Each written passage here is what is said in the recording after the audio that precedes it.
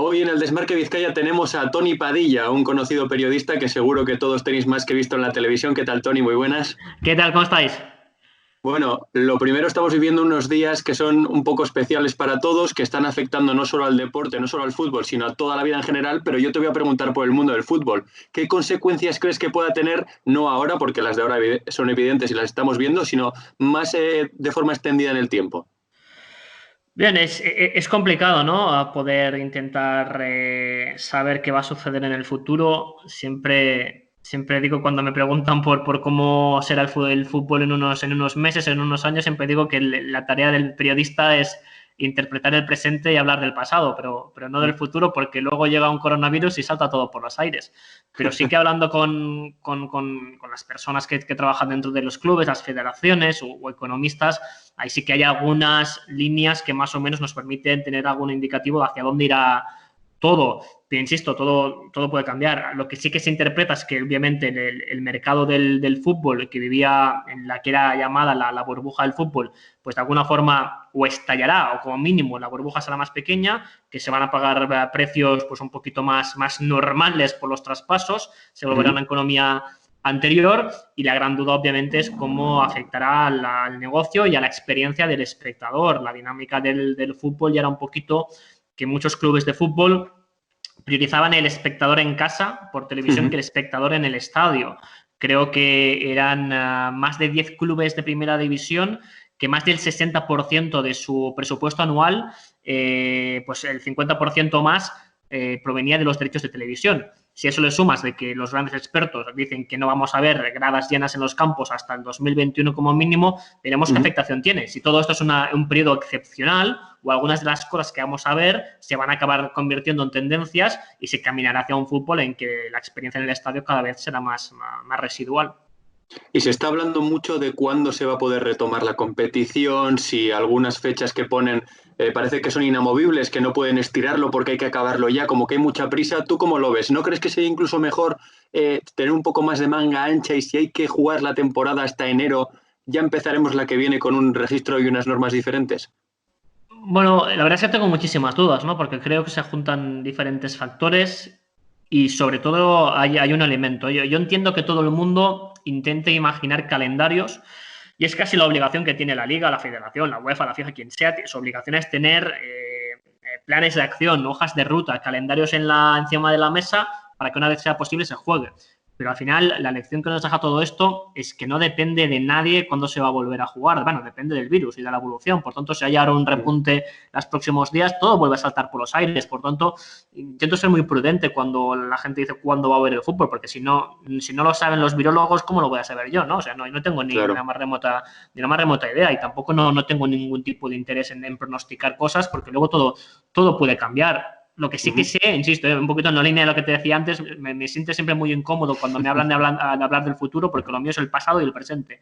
Entonces, cuando hablo del presente, es intentar explicar las razones que hay detrás de estos escenarios, ¿no? Cuando el fútbol profesional, primera, segunda división, está tan obsesivo en la necesidad de acabar esa temporada, es porque es por una cuestión económica, no es por una cuestión de justicia deportiva, es por una cuestión de que se necesitan salvar el máximo de derechos de televisivos posibles. Recordemos, Países Bajos ha acabado la liga, pero es que ahí los clubes ya han cobrado 100% de los derechos televisivos, por tanto se acaban, pues al final los bolsillos quedan solo afectados por la falta de hinchas en el campo, pero los derechos de televisión los tienen ya todos, mientras que en España no, se debería acabar la competición. Por tanto, se habla más para que se pueda entender, intentar un poquito también escapar de esta demagogia a veces, el fútbol no tiene derecho a volver porque no es importante.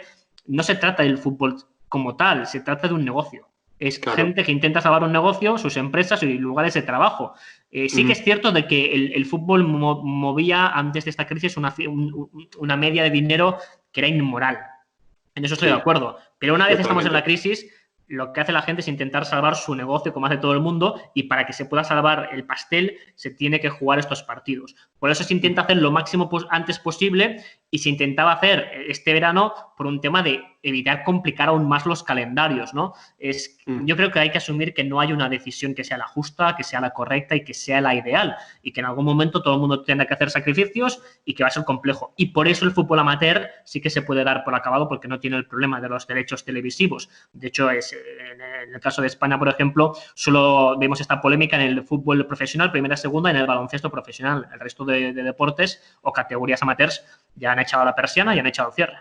Claro, es que además es lo que tú comentas, que el fútbol no es solo el dinero de los futbolistas y entrenadores, sino todo lo que mueve, periodistas, empleados de estadios y demás. Hablabas que lo tuyo es el pasado y precisamente vamos a ir con eso, porque cualquiera que te conozca sabe que toda la parte histórica te encanta. Yo quería saber de dónde viene esa pasión por conocer la historia, ya no solo del mundo del deporte, sino la historia en general, porque lo que digo, se te ve que es una cosa que te apasiona muchísimo. Sí, no te sé decir de dónde me viene, la verdad, ¿eh? Pero sé que ya era muy niño, ya me gustaban las cosas del pasado, ¿eh? O sea, no, pero no hay ni siquiera te voy a decir que haya en mi familia alguien que me inculcó esta pasión, tal y como fueron mis padres los que me hicieron un enfermo de fútbol. Eso sí que tengo clarísimo que es cosa de mis padres, que ya de niño me llamaban al campo del Sabadell. Lo de la historia es una cosa muy mía, que no tengo muy claro dónde viene. Y al final lo que hago ahora mismo es intentar unir las dos pasiones, ¿no? Porque yo, cuando llegó el momento de entrar en la universidad, yo hice historia, no hice periodismo. Porque en ese momento ya estaba trabajando como periodista, hacía solamente los fines de semana, trabajaba en una radio, también en un periódico local. Yo ya hacía de periodista, había empezado con 16 años, muy joven. Entonces me metí en la carrera de historia y hubo un momento en que mi vida no tenía muy claro si me iba para un lado o para el otro. Al final hice lo más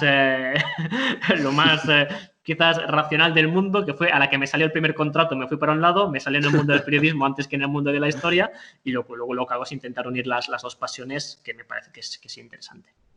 Y algo que se aprende escuchándote, o por lo menos en mi caso, es que todo lo que viene siendo el entorno cultural del fútbol tiene mucha importancia, porque claro, al final, te voy a poner el ejemplo que a mí me parece más claro, es los equipos de Rusia, saber que el Spartak es de una cosa, que el Lokomotiv es de los empleados de los trenes, al final te enriquece muchísimo como aficionado. Te quería preguntar, ¿cuál crees tú que es la importancia dentro de ser aficionado de fútbol que tiene conocer el entorno cultural de un equipo y no solo fijarse en este equipo juega Leo Messi, que bueno es Leo Messi, sino también conocer qué hay detrás del Barcelona? Te pongo el Barcelona como te puedo poner el CSKA de Moscú, ¿eh? Te digo un poco qué tiene y cómo es de importante conocer todo eso.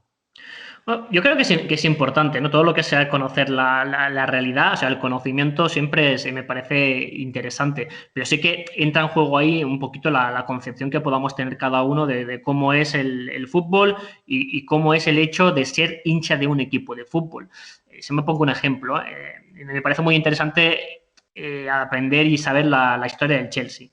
El Chelsea durante muchas épocas era solamente un club más de Londres, de un barrio de clase media alta, pero luego en los años 70, por cosas de la vida, fue el campo donde grupos de extrema derecha, neonazis, el National Front, usaron ese campo para reclutar a jóvenes desarraigados, jóvenes que no tenían un lugar en la sociedad, que tenían mucha rabia, los reclutaron en las gradas de Stamford Bridge y durante muchas épocas el Chelsea pasó a ser mutuo cambio, se convirtió en un club de extrema derecha, un club en que incluso, presionado por sus hinchas, fue el último club profesional inglés que tuvo un jugador de color, que fue Paul Cannonville, que creo que debutó en 1985.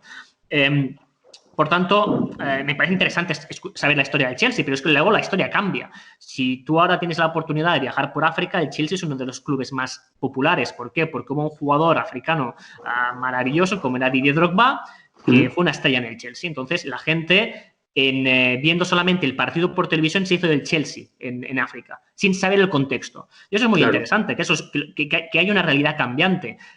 Ponemos el caso del CSKA de Moscú o de clubes de la antigua URSS. Han cambiado muchísimo. Clubes que en su momento estaban vinculados a entidades del Estado, soviéticos, pues ahora han evolucionado y tienen pues unos grupos radicales que son, por ejemplo, de extrema derecha. Yo una vez en un partido del Spartak de Moscú vi una cosa que era rarísima, ¿no? Que era un grupo de hinchas que unos llevaban la bandera histórica del Spartak, donde aparecía la cara de Lenin, y el que estaba al lado llevaba una camiseta con esvásticas. Entonces, los clubes cambian, evolucionan y cada uno se hace hincha por alguna razón. Pero a mí me parece interesante saber la historia de estos procesos. Hay clubes en que los hinchas han sido claves para que la entidad tenga una personalidad, y en otros clubes una casualidad permite que lo cambie. Pero yo creo que siempre es interesante porque un club de fútbol no deja de ser una asociación que forma parte del tejido de una comunidad, como lo es una agrupación cultural, una sala de conciertos, un teatro, una universidad, algunos más importantes, otros menos, algunos más populares, otros menos, pero son formas de explicar una comunidad y formas en que una comunidad se expresa. Por tanto, yo creo que siempre es interesante poder saber lo que hay detrás. Cuando la gente que odia el fútbol dice que el fútbol pues, es un poquito pues, el opio de las masas o lo que quieras, ¿vale? Podemos estar de acuerdo, pero pregúntate por qué tiene tanto éxito el fútbol. Y más que otras cosas, pues ¿por qué? Porque el fútbol es genial. Entonces, para interpretar por qué el fútbol es genial y por qué ha triunfado, hay que intentar explicar que es que el fútbol ha conseguido ser, en muchos momentos de la historia, una arma de representación de colectivos que no siempre tenían la potestad de tener una plataforma donde explicarse. Colectivos, ya sean sociales o nacionales, que estaban reprimidos y utilizaban el fútbol para tener un altavoz.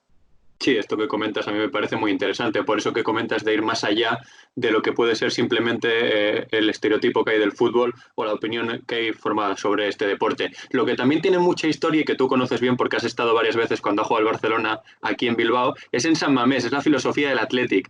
En un fútbol moderno donde cada vez se está viendo más, ahora menos, evidentemente, por esto del coronavirus, pero antes de esto hemos visto mucho talonario, muchos clubes que han cambiado de filosofía. Sin embargo, el Athletic se ha mantenido.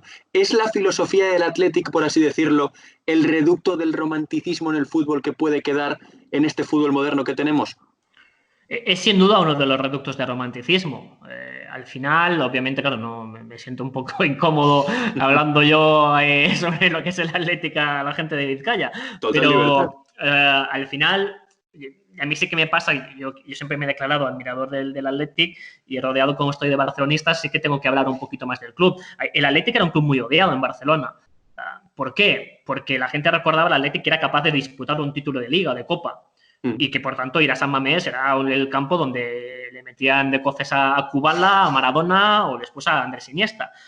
Pero a la vez, yo insisto mucho en eso, decir a los socios del Barça, vuestros abuelos, cuando veían el fútbol español, veían que habían 3 equipos grandes, que eran Barça, Madrid y Athletic. Y el Athletic, en vez de querer seguir esta carrera de vamos a seguir ganando títulos, tomó una decisión diferente, que lo bajó de la ecuación, pero hizo que ya no era un club grande, pero es un club especial. Ya no puedes ganar la Liga, pero puedes hacer algo diferente, que es que eres el único club que tiene esta política. Y eso es lo que hay que poner en valor. Cierto es que luego, cuando tú tomas una decisión valiente, siempre habrá gente muy puntillosa que va a decir, es que bueno, pero es que, mira, hay algún jugador es riojano o no sé qué, lo que quieras.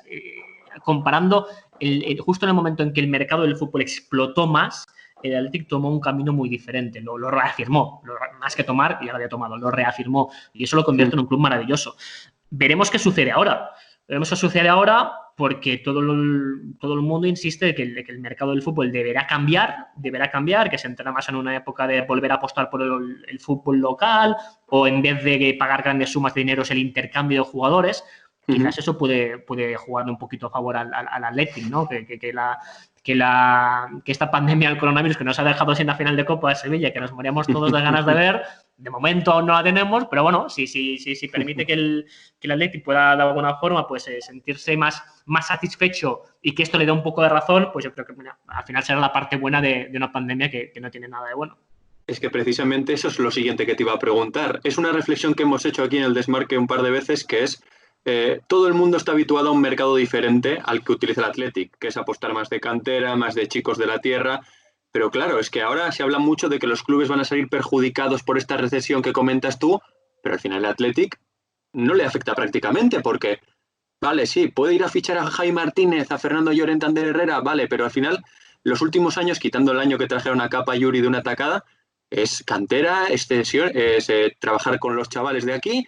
Entonces, ¿cómo ves tú esta situación para el Athletic dentro de un mercado en el que parece que todos van a tener que jugar un poco con las armas que venía jugando el Athletic últimamente? Pues insistiendo un poquito, ¿no? En lo que decía, al final es complejo intentar imaginar lo que pasará. La primera, quizás porque somos más romanticones o quizás ilusos, la primera tentación es pensar que será bueno. Pero no tiene por qué ser eso, porque imagínate que ahora un club, no sé, pongo un ejemplo cualquiera, no sé, un Barça, un Bayern, una Juve, un Madrid, quien sea, nota que ya no puede pagar 100 millones por un jugador y que además chocan con un mercado que todo el mundo dice, es que ahora los clubes no tienen tanto dinero. Bueno, depende de quién. En la Premier están aún para autorizar esta compra del Newcastle por un fondo saudita que lo convertir en el club más rico del mundo. Pues imagínate si todos los clubes pobres se llegan al Newcastle con dinero manchado de sangre detrás y empieza a pagar 100 kilos, ellos van a poder fichar. Por tanto, vamos a ver exactamente cómo va esto, porque hay algunos clubes que tienen detrás economías de Estado de países no democráticos. Y si Paris Saint-Germain, por ejemplo. O Manchester City o otros clubes. Por tanto, a ver qué pasa exactamente. Pero si, por ejemplo, clubes muy grandes ven que no puedan competir con las mismas armas y no pueden fichar ya a un Neymar o a quien sea, o a Mbappé, el riesgo es que intenten saquear las canteras. Claro. Hay un riesgo que depende de Diamoro. Pues ya que no podemos pagar ahora 100 kilos, pues vamos a ver si hay a los chavales de 15 años de los mejores fútbol bases de España y que se vayan a ver al Atlético, que vayan a ver al Español, que vayan a ver a clubes que trabajan muy bien el fútbol formativo y si quieren llevar a los jugadores antes. Por lo tanto, el riesgo va a estar ahí. Claro. Al final, el fútbol es un reflejo de la sociedad. La sociedad está regida ahora mismo por un sistema capitalista muy agresivo. ¿Qué es eso? El que tiene más dinero lo usa y aquí es competencia pura y dura. Por tanto, el Athletic tendrá que vigilar que la fuga no se produzca antes. Cierto es que se va a sentir cómodo y es un peligro que siempre ha existido. Pero bueno, insisto, yo no tengo claro que esto todo sea una crisis para que nos dé un mercado mejor. Quizás puede ser un mercado con la misma falta de ética, pero simplemente que se fichan jugadores más jóvenes o con otras formas. Habrá que estar atento a la evolución. No te quiero quitar más tiempo y vamos a ir cerrando. Eres gran aficionado a los libros y a los documentales sobre fútbol. Un par de recomendaciones así que tú consideres imprescindibles para estos días que hay tiempo. Así las que te vengan a bote pronto a la cabeza. ¿De fútbol o en general? De fútbol. No, estamos hablando de fútbol, vamos de fútbol. De fútbol sí que voy recomendando un poquito a quien no lo haya leído. Yo creo que obviamente la gente ya lo tiene muy claro porque es un libro de un amigo que vale mucho la pena, que es Indomable, el libro que ha escrito Alberto Chogo. Muy buen amigo de Sabadell como yo, que quien no lo conozca, es un libro que explica la historia de África, el continente africano a través del fútbol, utilizando como excusa también el viaje iniciático que hizo él. Él es un chico nacido en Sabadell, en mi ciudad, de madre catalana y de padre de Guinea Ecuatorial. Entonces, cuando él estaba jugando en tercera división en Cataluña, en Granollers, lo seleccionaron para jugar con la selección absoluta de Guinea. Entonces, tú imagínate lo que era pasar de jugar en tercera división, en unas semanas te ibas a jugar un Congo-Guinea delante de 70.000 personas. Y ese viaje iniciático, por primera vez de él, descubrir el continente de su padre, que es África, lo cuenta en este libro, que lo hemos editado en la revista Panenka, que fue nuestro primer proyecto de libro, y la verdad es que es un libro delicioso, porque aprendes de África, de fútbol y de la historia de Alberto, que la cuenta muy bien. A mí me parece que es un libro pero muy recomendable. Y documentales, obviamente también hay muchísimos, ¿no? El que no lo haya visto es uno de los primeros. A veces se habla mucho de que el mundo del fútbol y los libros, el libro que lo cambió todo fue El fútbol contra el enemigo de Simon Cooper, que estoy bastante de acuerdo. Pues quizás en el tema de documentales y fútbol, que lo cambió también quizás mucho también todo, es Los dos Escobars. Two Escobars, un documental que hicieron la gente de ESPN en Estados Unidos, que es la historia de lo que fue la Colombia de los años 80-90 a través de la muerte de dos personas que se apellidaban Escobar, el narcotraficante y el futbolista, que es asesinado pocos días después de marcarse un gol en propia puerta en el Estados Unidos-Colombia del Mundial del 94. Y el documental de los dos Escobars es realmente, no iba a decir delicioso, no es delicioso porque es muy dura la historia, pero como producto periodístico es genial. Pues ahí queda la recomendación de Toni Padilla, al que es un placer escuchar siempre. Así que, Toni, muchísimas gracias por haber estado aquí. Gracias a vosotros.